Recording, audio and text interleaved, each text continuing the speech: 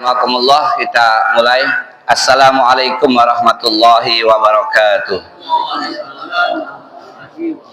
Alhamdulillahirabbil alamin, segala puji bagi Allah Tuhan semesta alam.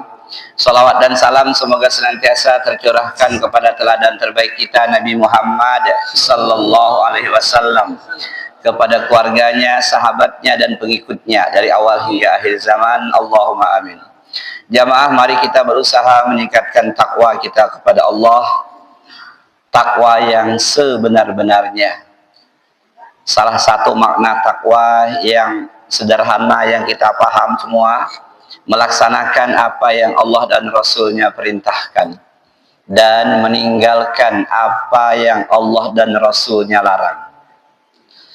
Malam ini kita akan mengkaji larangan yang tertinggi, larangan yang terbesar, larangan yang paling puncak dari Allah dan Rasulnya adalah larangan berbuat kesyirikan. Jadi seluruh Nabi dan Rasul itu tugas utamanya adalah mendakwahkan tauhid, mengesahkan Allah, menjadikan Allah sebagai satu-satunya Tuhan yang menciptakan, menghidupkan, memelihara, mengatur, memberi rezeki, mendatangkan manfaat, mendatangkan mudarat dan mematikan. Lalu menjadikan Allah satu-satunya Tuhan yang wajib untuk diibadahi. Beribadah hanya kepada Allah. Kemudian yang ketiga, menetapkan nama-nama dan sifat-sifat Allah sesuai yang telah Allah tetapkan. Ya. Tidak mungkin sama dengan sifat-sifat makhluk. Itu yang sering dikenal dengan tauhid rububiyah, uluhiyah, asma wa sifat. Boleh ditambah mulkiyah. Allah satu-satunya Tuhan yang berhak menetapkan hukum, aturan. Itu dalam rangka supaya kita paham dulu tauhidullah, mengesahkan Allah. Nah, tauhid lawannya syirik. Syirik itu an taj'ala lillahi nidan wa huwa khalaqaka. Engkau mencari, engkau mengambil, engkau mendatangkan tandingan bagi Allah dalam tiga hal tadi, rububiyah, uluhiyah, asma wa sifat.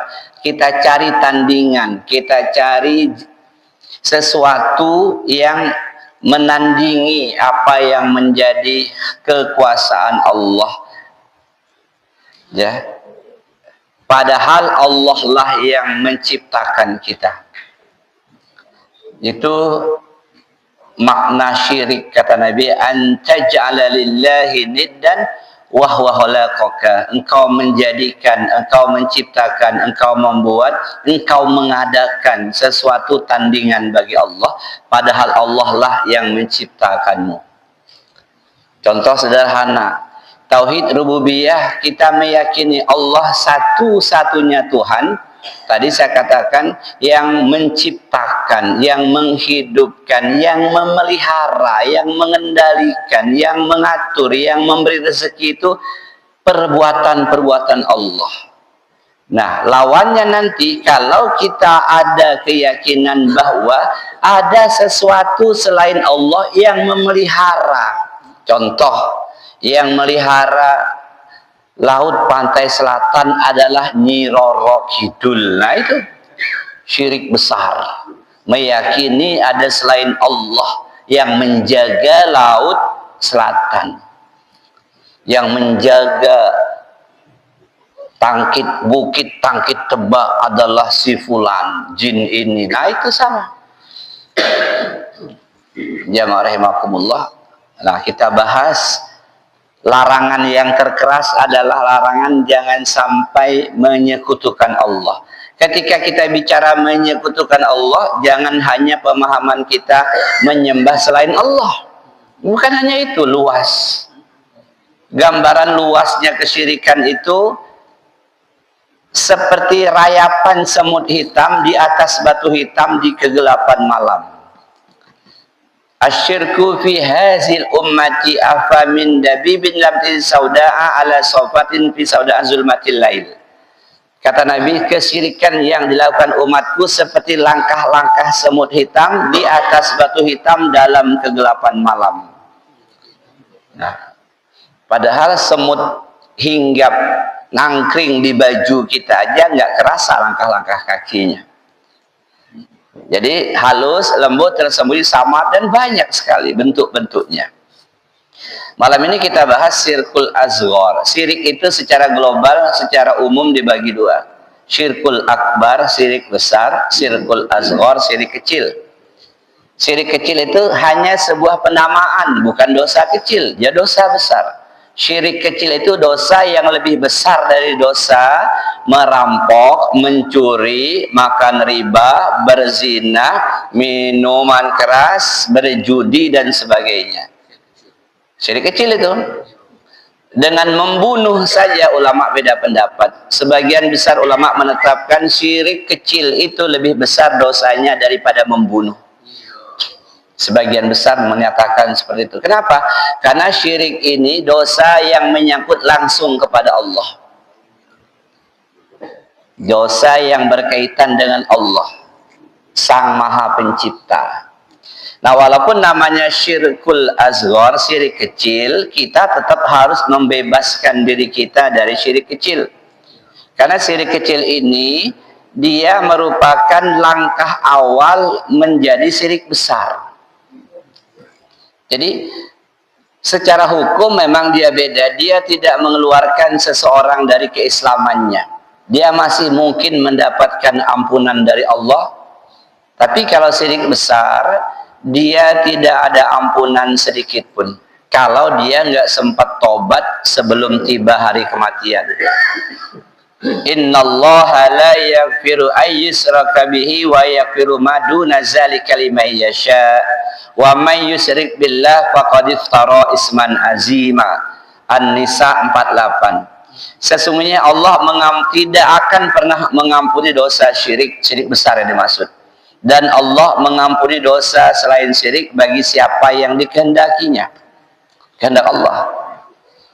Nah, barang siapa berbuat kesyirikan, maka sungguh dia telah melakukan kezoliman, kejahatan, dosa yang terbesar. Nah, jamaah rahimakumullah. Kalau syirik kecil terserah Allah, kata ulama, apakah Allah akan mengampuninya atau tidak. Ya. Tapi kalau syirik besar jelas, ya. Gampang syirik besar itu yang sering terjadi adalah meminta, berdoa kepada selain Allah.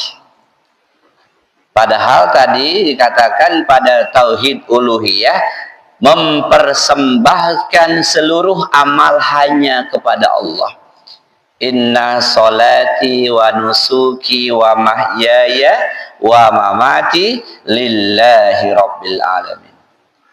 Nah, ternyata ada orang yang meminta kepada selain Allah, meminta kepada makam-makam, kepada mayit-mayit yang berada dalam kuburan.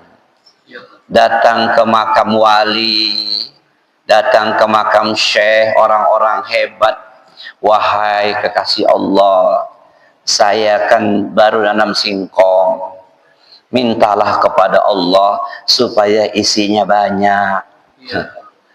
Contoh, husuk tawaduk berada di makam-makam para wali lalu meminta. Ini syirkul akbar. Kalau nggak tobat, tidak ada ampunan sedikit pun. Kalau nggak tobat, seluruh amal solihnya hangus lenyap. Apa kata Allah Subhanahu wa ta'ala dalam Quran surat Az-Zumar itu? Lain asrokta layahbatanna amaluka wa la takunanna minal khasirin. Jika engkau berbuat syirik kepada Allah, maka hapuslah seluruh amalmu dan engkau termasuk orang-orang yang rugi. Habis sholatnya 60 tahun sol, zakatnya, puasanya, hajinya, kalau tidak sempat tobat. Nah, syirik besar. Apalagi contoh yang masih sering dilakukan, menyembelih hewan untuk selain Allah. bulan Suro, bulan Muharram ini, ada orang yang menyembelih hewan lalu kepalanya dilarungkan ke sungai, ke laut, atau ditanam di perapatan kampung dengan niat supaya kampungnya terjaga dari bencana, karena kekeliruan menganggap ada bulan sial, yakni bulan Suro dianggap bulan sial, padahal dalam Islam nggak ada. Ya, jadi kalau dia menyembelih sesuatu untuk selain Allah, dia telah memberikan ibadah, melakukan amal, karena penyembelihan itu ibadah.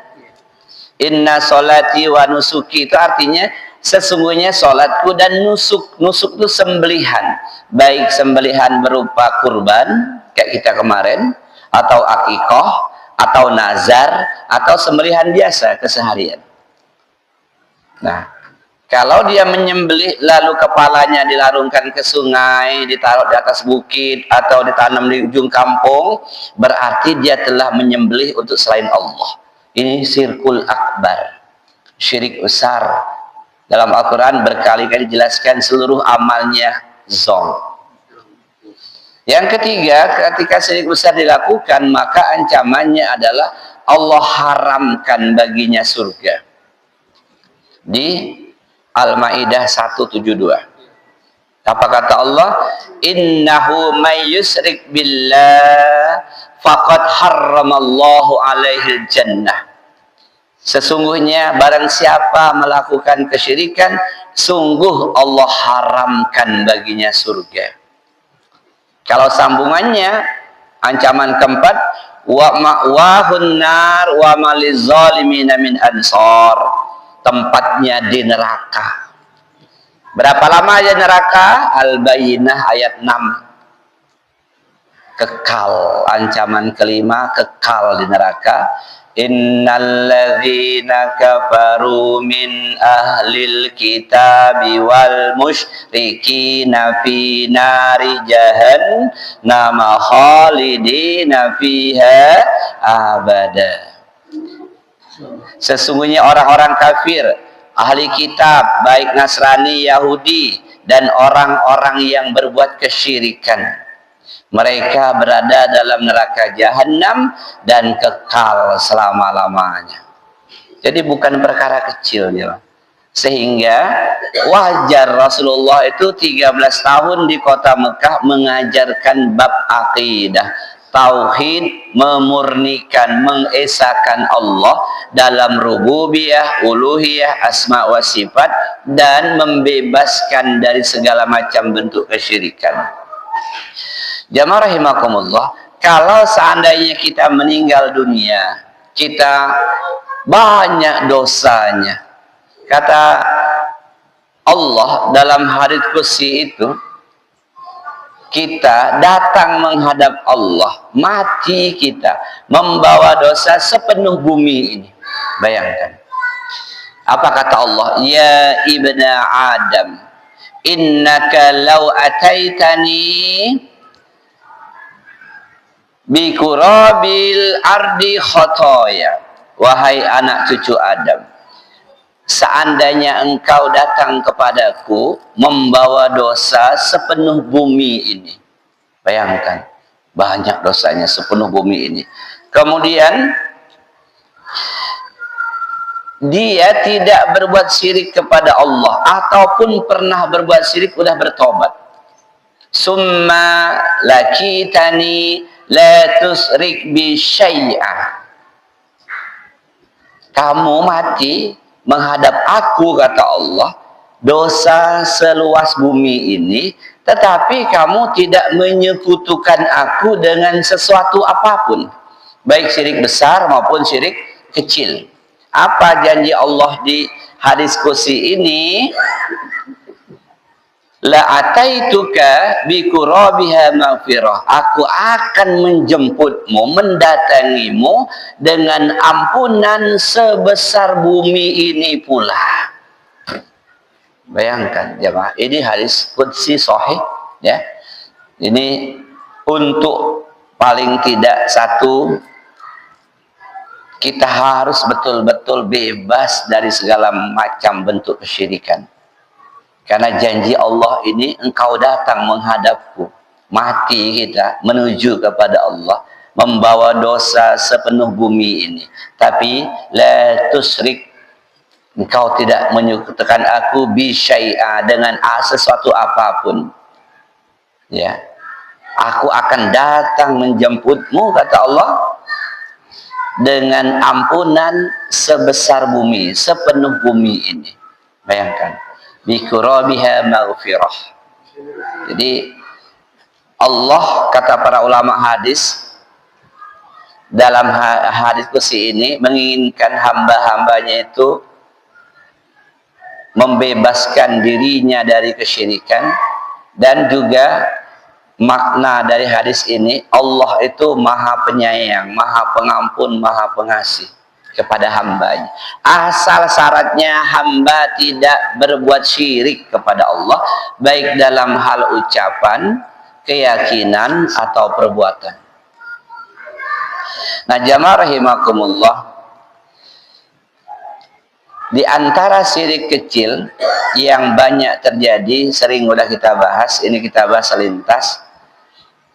Yang pertama, tatoyur, prasangka buruk, merasa sial terhadap sesuatu. Dengar bunyi burung malam, dalam hatinya ada yang mau mati nih kayaknya. Besok ada yang mati, bener kan? Saya dengar betul tadi malam. Kayak orang merobek kain kapan. Nah, itu ya. Banyak macamnya. Setiap suku ada yang sama, ada yang beda. Ribuan macam. Ya, tatoyur. Angka 13 sial. Kalau ada yang meninggal hari Selasa, akan narik hari Sabtu. Tatoyur. Banyak macamnya itu ya. Jamaah rahimakumullah. Kalau hari hujan siang panas matahari, oh ada setan lagi melahirkan. Bunyi burung ayam jantan berkokok maghrib, ada anak gadis yang hamil. Itu tatoyur semua. Kedut mata mau nangis, dengung kuping ada yang ngomongin saya, padahal tadi kuping udah segede jempol ya. Jadi banyak tatoyur, udah pernah kita bahas. Kemudian yang kedua, perdukunan. Apa sih dukun? Dukun itu adalah seseorang yang dianggap mampu mengetahui yang gaib atau mampu mengobati dengan cara yang tidak sesuai syariat atau medis. Atau dukun itu seseorang yang diketahui mampu meramal kejadian, baik masa lalu ataupun masa yang akan datang. Itu dukun. Sebutannya dukun. Kalau sekarang namanya paranormal, orang pintar ya. Sebutnya orang pintar karena yang datang kepadanya orang bodoh. Dia meyakini ada manusia yang mengetahui perkara gaib. Dia rusak dalam tauhid asma wa sifatnya. Dia rusak dalam hal tauhid asma wa sifat karena meyakini ada makhluk yang memiliki sifat seperti sifat Allah. Padahal hanya Allah yang mengetahui perkara gaib. Qul la ya'lamu man fis samawati wal ardi ghaiba illallah. Katakan Muhammad kepada hamba-hambaku, tidak ada satu makhluk pun yang di langit, para malaikat, atau yang di bumi, manusia dan bangsa jin, yang mengetahui perkara gaib kecuali hanya Allah. Katakan kepada manusia, nggak ada yang tahu perkara gaib yang terjadi besok, atau barang yang hilang sudah berapa hari kok dia bisa tahu di mana jatuhnya, hilangnya di mana, nggak ada. Atau kalau begini nih begini, nanti nggak ada. Nah, jamaah rahimakumullah, perdukunan itu dukun. Jadi kalau kita meyakini ada manusia yang mampu mengetahui hal gaib atau menyembuhkan orang sakit dengan cara nggak sesuai syariat, itulah namanya dukun atau paranormal atau orang pintar tadi. Kalau kita datang kepadanya saja, bertanya sesuatu dan tidak membenarkan jawabannya 40 hari 40 malam, sholat terbaik kita pahalanya Allah hilangkan. Nah, ini salah satu beda syirik kecil dengan syirik besar. Kalau syirik besar, seluruh amalnya sejak dia beramal sampai mati hapus. Tapi kalau syirik kecil hanya pada amal tertentu. Contoh datang kepada dukun, Mbah, di mana jatuhnya handphone saya? Di Simpang Sabu. Padahal kita nggak pernah lewat situ. Kita pulang dengan hati yang dongkol. Kampret Mbah ini. Saya nggak pernah lewat situ. Kita nggak percaya jawabannya, dusta, nggak benar, nggak mungkin, mustahil.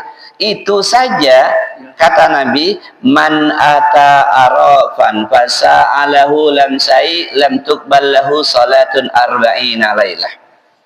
Barang siapa mendatangi dukun, peramal, orang pintar atau apapun sebutannya, lalu bertanya kepadanya dan tidak membenarkan jawaban sang dukun, maka tidak diterima pahalanya selama 40 hari 40 malam, 200 waktu, pahala sholat fardu terbaiknya zong. Yang dimaksud bukan sholat yang akan datang, kata ulama hadis. Yang dimaksud sholat dia yang terbaik, yang pahalanya sudah tersusun di sisi Allah, yang paling khusyuk, yang paling ikhlas, yang nggak ada riaknya, nggak ada sum'ahnya, yang terbaik 200 waktu Allah hilangkan. Nah, dia sirkul asghar, syirik kecil, perdukunan. Tapi dia beda tipis. Tadi di awal saya katakan syirik kecil ini hanya satu langkah lagi ke syirik besar. Kalau dia membenarkan ucapan sang dukun, meyakini bahwa ucapan dukun itu benar, nah ini naik level dia ke syirkul akbar. Mbah, di mana dompet saya jatuhnya? Ntar dulu saya terawang sebentar ya. Baca awalnya Bismillahirrahmanirrahim. Iya, lama-lama komat kamit nggak jelas. Ya hong waleheng beng beng tong tong hong, manggil setannya, manggil jinnya. Karena dukun itu ada dua macam. Ada dukun yang dia berkolaborasi dengan jin. Al-Quran menjelaskan sebagian laki-laki dari umat ini, dari manusia ini meminta bantuan kepada bangsa jin, bekerja sama dan ada tumbalnya ya. Sebagian dukun itu memang hanya trik-trik aja, bohong-bohong aja, ngakalin orang. Padahal nggak ada bantuan jin, hanya kamuflase, hanya keterampilan tangan ngakalin orang. Masukin telur ke botol contohnya. Dulu kita terkagum-kagum, hebat amat, gimana masukinnya, pecah lah. Padahal dengan zat kimia, telur itu ditetesin zat kimia, dia melunak cangkangnya, nggak pecah, bisa dimasukin ke botol. 2 menit kemudian dikeras lagi. Kita aja udah, wow, hebat. Itu hanya trik, itu nggak pakai bantuan jin itu. Dukun ngibul itu yang satu memang jenis yang menggunakan bantuan jin, dia bersekutu dengan jin. Na'udzubillah, syirik besar itu. Nah, kalau kita meyakini ucapannya, di mana Mbak hilangnya? Di Simpang Bonglai. Bener, Mbak, saya memang melewat sah. Siapa yang ngambil?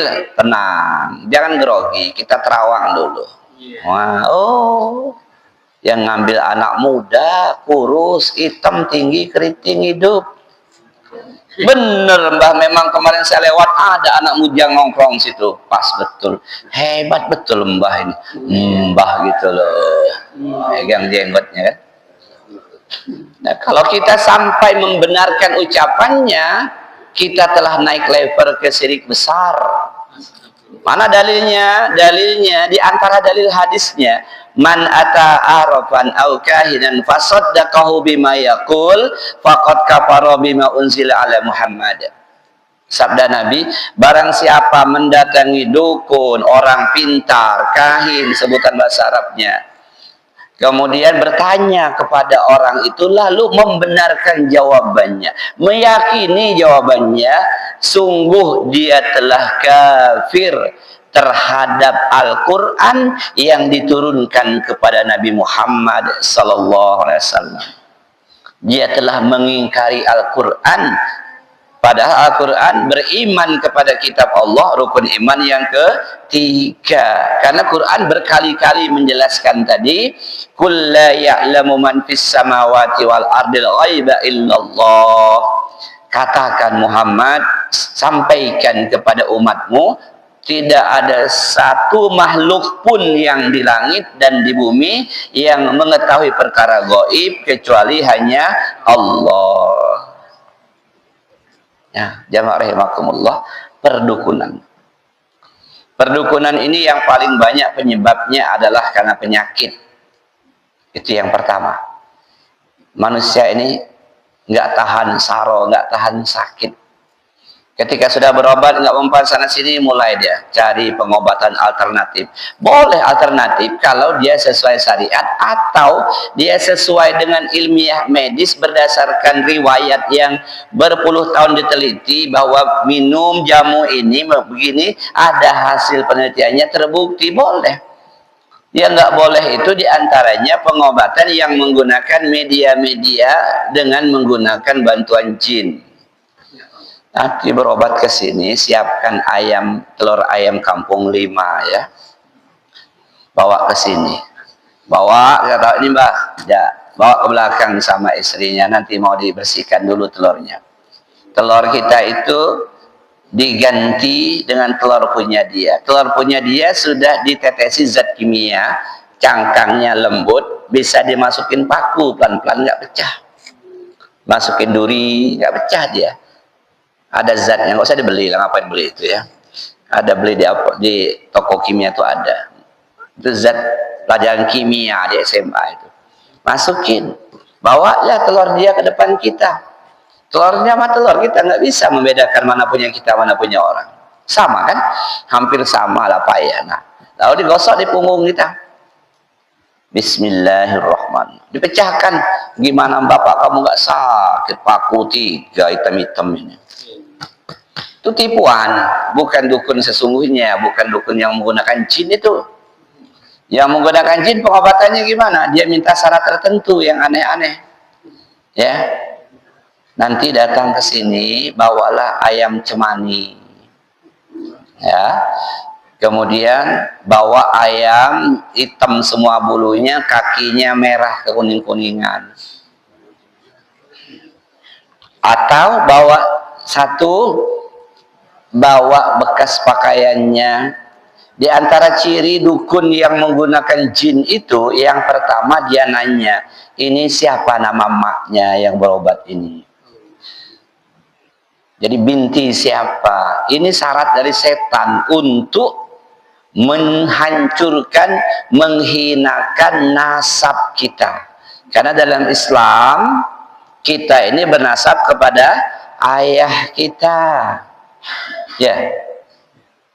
Innakum tuda'auna yaumal qiyamah bi asma'ikum wa bi asma'i abaikum fa ahsinu asma'akum.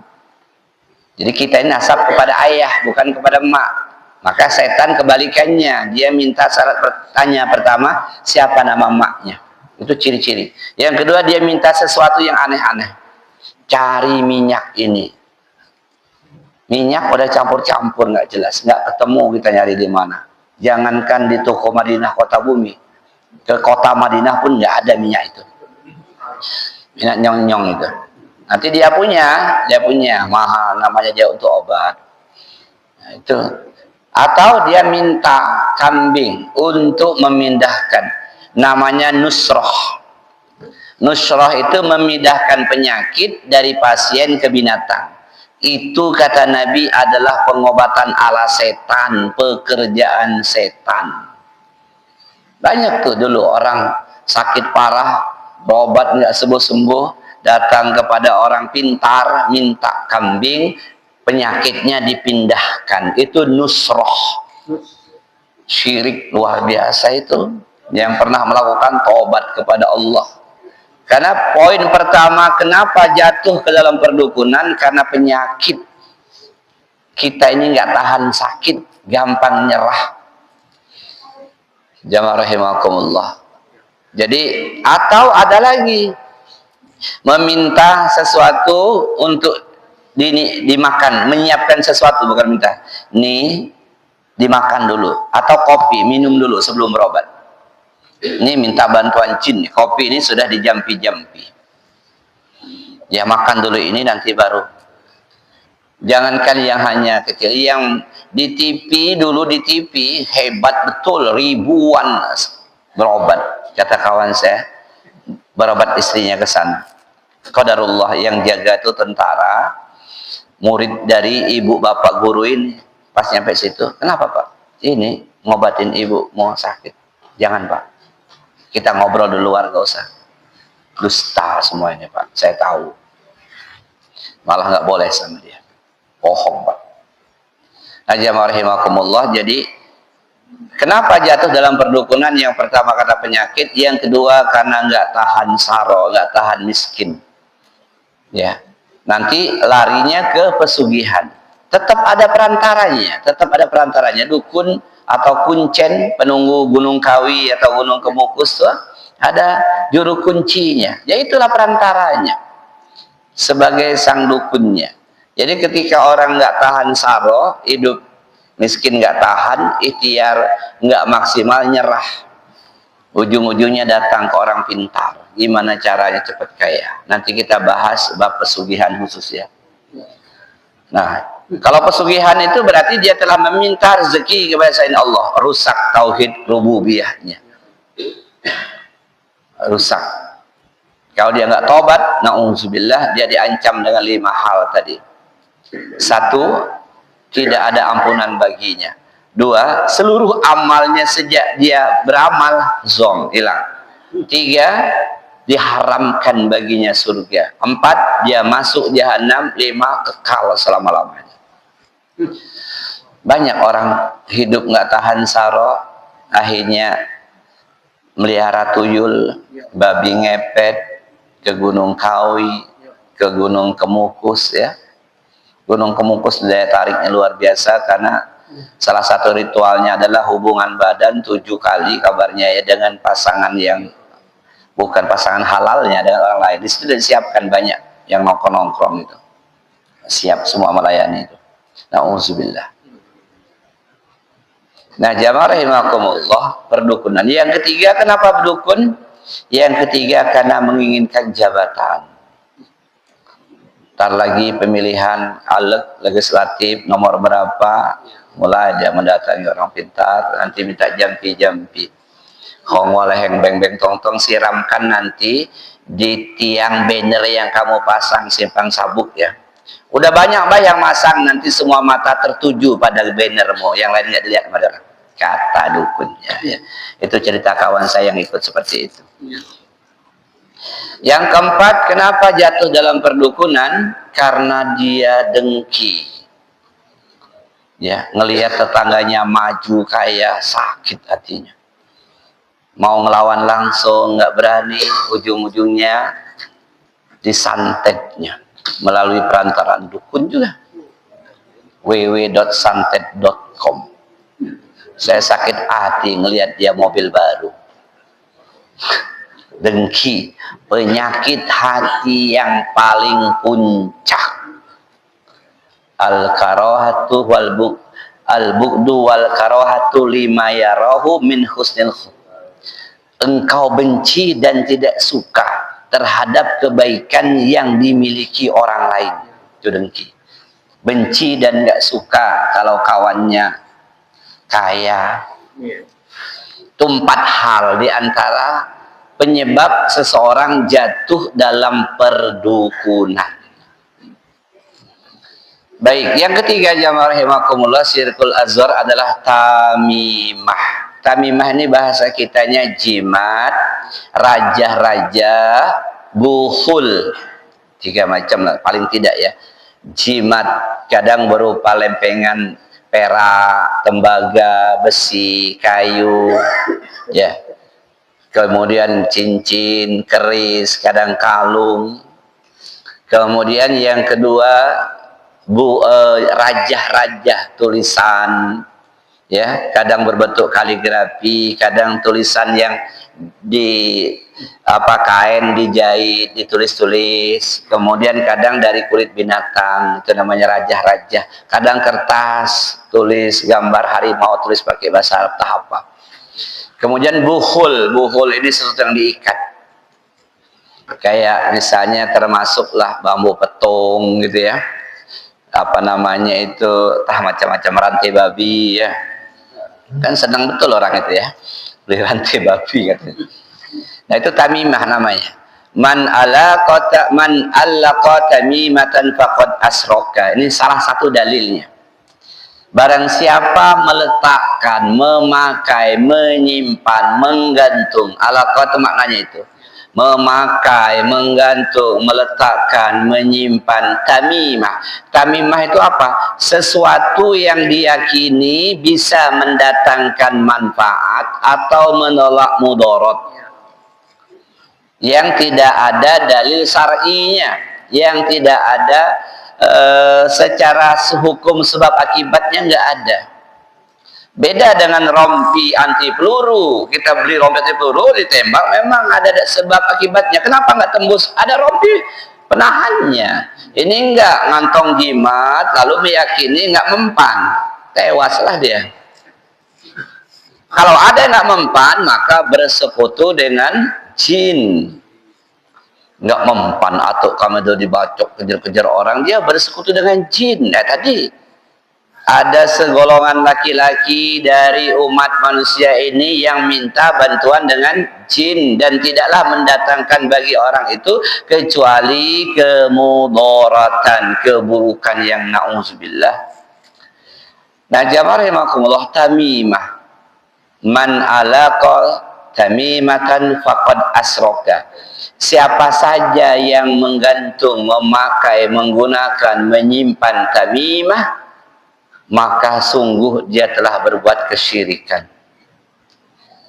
Nah jamaah rahimakumullah, dalam kehidupan sehari-hari banyak contohnya ya. Di antaranya adalah sebagian orang meletakkan emas 5 gram di atas bubungan rumahnya, di kayu puncak itu ditaruh emas 5 gram dengan keyakinan mendatangkan manfaat bagi rumah ini supaya rumahnya bercahaya. Sekarang kita tinjau sebab akibat. Mungkin nggak emas itu menyinari ke bawah?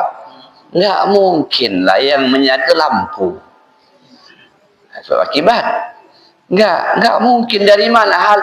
Kalau mungkin berarti dia percaya itu nggak masuk akal dan dia bertentangan dengan syariat. Sebagian menggantungkan botol isi air di atas bubungan rumahnya dari 7 sumur.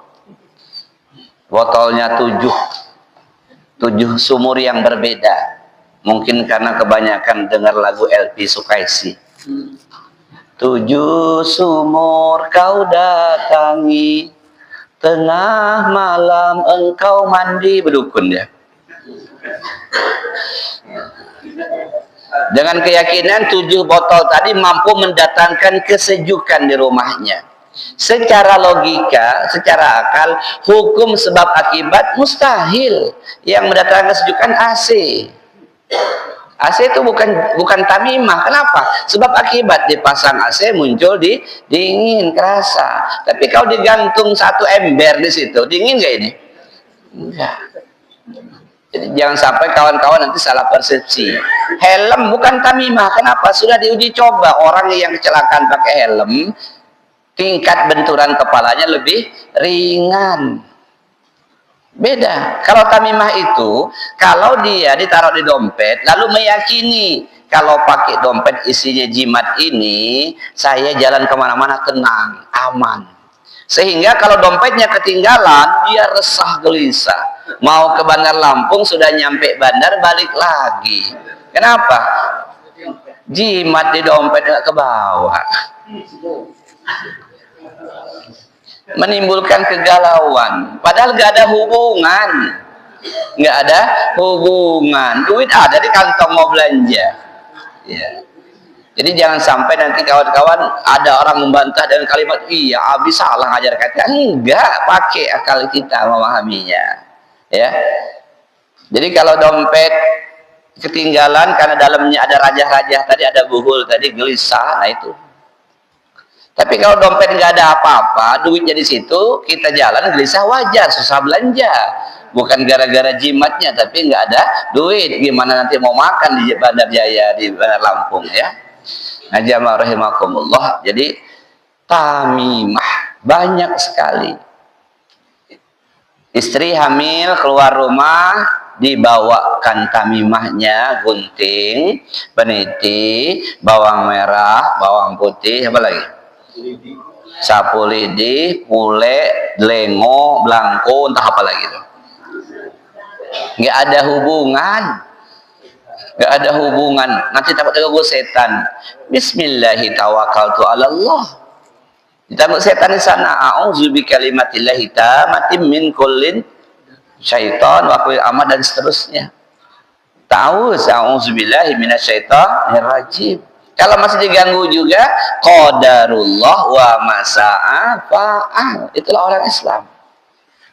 Mau nikah, digantungkan jimatnya di punggung baju pengantin, jarum yang dikasih benang. Dengan tujuan, manfaatnya apa? Melancarkan ijab qabul. Nggak ada hubungan. Ini apa ini? Ini supaya ijab qabulnya lancar. Kan lebih baik ijab qabul lancar diketik, ya, di print, taruh depan sini. Nah, baca. Aku nikahkan anakku Markonah kepadamu Abdullah dengan mas kawin bla bla bla bla tunai. Abdullah juga ada ketikannya di seberang. Aku terima nikahnya Markonah binti. Selesai. Banyak meyakini kalau menguburkan ari-ari itu supaya anaknya pintar, cerdas, maka ditanam juga buku, pulpen, penghapus, mistar. Ya sekalian aja kalkulator, ya enggak? Kamus bahasa Arab, kamus bahasa Inggris, biar dia lancar nanti bahasa asingnya. Nggak ada hubungan. Itulah tamimah. Memang syirik kecil, syirkul asghar. Tapi hati-hati. Kalau dia pakai cincin, ini kan hanya perantara Ustaz. Allah yang menetapkan syirik kecil. Tapi kalau dia sudah betul-betul bertawakal kepada cincin itu, dia jatuh dalam syirik besar. Saya dengan cincin inilah lancar semua urusan. 2 kali saya kejungkel naik motor pakai cincin keberuntungan, aman, nggak ada cacat, motor hancur, logikanya sudah mati. Saya kata dia, nah, dia bertawakal penuh pada cincin, pada kalung, pada gelang. Kalung keberuntungan. 3 kali saya jatuh, aman-aman aja, kalung inilah penyelamat saya. Oh, dia syirik besar. Kalau hanya perantara, ini perantara, Allah menyelamatkan, syirik kecil. Beda tipis, beti. Jamaah rahimakumullah. Jadi yang ketiga, tamimah. Tamimah, banyak macam ragamnya. Saya yakin kawan-kawan ini tahulah banyak macam ragamnya. Ya, apalagi contohnya, pesta besar. Diambil sedikit, didandang di belanga itu, rendangnya ditaruh di piring kecil, kemudian diletakkan di bawah dapur. Mbah, nanti kalau mau ngambil jangan dari belanga ini ya, wajan ini nanti. Nah, itu tahu basi, makan aja yang ini, Mbah. Dia meyakini nggak basi karena telah menyerahkan sesuatu sajian takir, bahasa Jawa takir ya Mas ya. Ditaruh di itu masih banyak yang mengamalkan. Haji sudah 2 kali. Kenapa? Nggak ngaji. Umat Islam ini kalau nggak belajar agama nggak bisa lah. Kita ini lahir kebetulan aja mak bapak kita orang Islam. Kalau nggak belajar, merasa sudah cukup, nggak mungkin lolos dari kesyirikan. Nggak mungkin lolos. Yang belajar pun kadang masih. Kita belum bicara pawang hujan, belum, masih naik bab-bab ini. Ya, baru tamimah, meletakkan sesuatu, menyimpan, memakai dengan keyakinan mendatangkan manfaat supaya tadi yang di wajan gede ini rendangnya nggak basi. Belum lagi yang tamimah, hujan datang ketika pesta, lalu pengantin melepas sempaknya, lempar ke atas. Maknya di belakang ambil lidi, tusuk bawang merah, tusuk cabai, tancapkan di tanah. Itu tamimah. Meyakini cabai ini mampu menghentikan hujan. Banyaklah.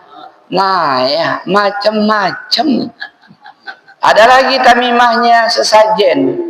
Apa itu? Meyakini kalau ada orang meninggal dunia, maka rohnya belum keluar dari rumah itu sebelum 40 hari. Maka malam-malamnya di kamar tidurnya disiapkan nasi, ayam bekakak itu sama kopi pahit. Yang ngerokok ya kasih rokok. Rokoknya apa? Sampurna apa mil? Untuk apa ini? Untuk rohnya. Kan belum pergi Ustaz. Loh, dari mana ilmu itu? Dia masih 40 hari. Mana dalilnya? Dan itu masih banyak.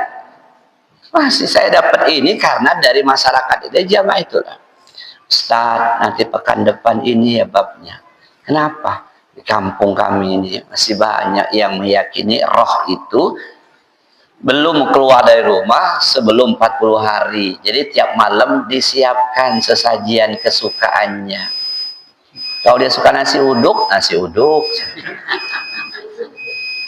Nah, habis waktunya. Baru 3 hal. Tatoyur, perdukunan, tamimah. Ya, tentu masih banyak yang lain. Demikian jamaah rahimakumullah. Jadi pastikan sebelum hari kematian datang kepada kita, tidak ada lagi ucapan, keyakinan, perbuatan yang mengandung kesyirikan. Karena halus, lembut, tersembunyi dianggap sudah umum. Kemarin kan sudah dibagi zikirnya yang diajarkan Nabi. Sudah kan? Sudah hafal kan? Allahumma inni a'udzubika an usyrika bika wa ana a'lam wa astaghfiruka lima la a'lam. Belum hafal juga, malaikat maut sudah dekat benar. Itu permintaan sahabat Nabi, ya Rasulullah, alangkah sulit kami nanti orang-orang ini bebas dari kesyirikan. Karena ikut-ikutan, karena nggak paham, karena nggak tahu. Kata Nabi, ini kafaratnya, penebusnya. Ucapkanlah, Allahumma inni a'udzubika an usrika bika wa ana a'lam wa astaghfiruka lima la a'lam. Ya Allah, sesungguhnya aku berlindung kepadamu dari kesyirikan ketika aku mengetahuinya, dan aku mohon ampun kepadamu ketika aku tidak mengetahuinya. Sudah hafal? Belum juga. Malaikat maut sudah menunggu. Oke, ikuti saya kawan-kawan. Ibu-ibu sudah hafal kan ya? Fotokopi sudah berapa kali di fotokopi. Baik kawan-kawan, ikuti saya. Allahumma inni a'udzubika an usyrika bika wa ana a'lam wa astaghfiruka lima la a'lam. Allahumma inni a'udzubika an usyrika bika wa ana a'lam wa astaghfiruka lima la a'lam. Ya Allah, sesungguhnya aku berlindung kepadamu dari kesyirikan ketika aku mengetahuinya, dan aku mohon ampun kepadamu dari kesyirikan ketika aku tidak mengetahuinya. Amin. Pastikan hafal.